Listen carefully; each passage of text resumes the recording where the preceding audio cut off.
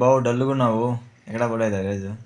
ఏం చెప్తారా, ఈరోజు పొద్దున్నే లేచినప్పటి నుంచి నా బ్యాడ్ టైం స్టార్ట్ అయింది. పొద్దున్నే లేచి స్నానం చేసి బండి వేసుకొని పెళ్ళికి పోతున్నా. ఊరు బయటకు పోతేనే బండి ఆగిపోయా. ఎవరు లేదంటే ఎవరో తెలిసిన ఇంటి దగ్గర పెట్టేసి 2 కిలోమీటర్ ఊరు బయటకి నడుచుకుంటూ పోయాను పెళ్ళికి.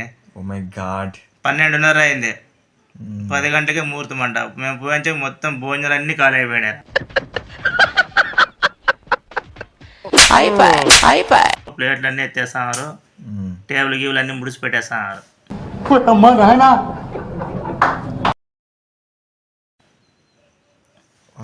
సరేలే అయిందని చెప్పేసి అటు నుంచి వైన్ షాప్ దగ్గర పోయి 1/4 మంది తీసుకొని అర్ధ కేజీ చికెన్ తీసుకొని వచ్చిన చేసుకొని తిందామని మొఖం కూడా కొందామని బాత్రూంలోకి పోయాను రా. మామ 1/4 తీసుకుని వెళ్ళిపోయాడు.